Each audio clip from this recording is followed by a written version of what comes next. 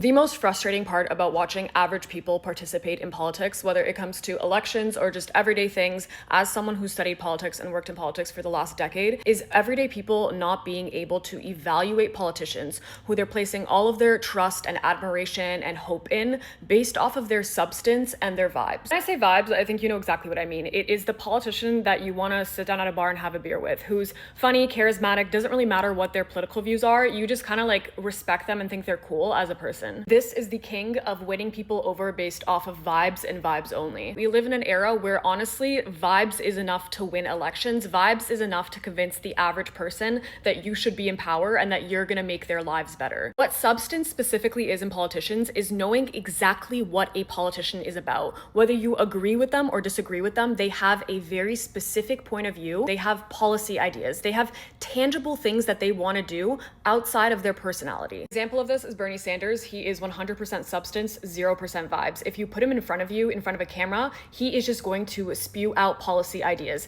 Universal healthcare, taxing the billionaires, like you know exactly what he's about. John McCain is another great example of 100% substance, literally zero vibes, like abysmal vibes. Another example of all substance, zero vibes, like this is the boringest, least charismatic speaker in the entire world. I argue to a lot of people, and I still argue to this day, that these are the exact same politician, just two sides of an identical coin. They are both just 100% vibes, 0% substance. As time went on, it clearly showed that he was not a man of substance. Like to this day, I don't know what exactly Justin Trudeau is about. Pierre Poilievre, like Trump and Trudeau, is one of the theater kids of politics, which gives the illusion of substance. But in reality, when his entire substance was just not being Justin Trudeau and eliminating the carbon tax and like building houses and stuff, and then in came Mark Carney, who just, okay, wasn't Justin Trudeau, is also a conservative who took away the carbon tax and is building housing and stuff. This guy basically has no identity because you don't really know what he's about besides, again, not being Justin Trudeau. And still to this day, this is something that the Conservative Party of Canada really struggles with, is identity. I'm talking about this because of the many MAGA and Republican voters across the United States who put all their trust in this man based off of vibes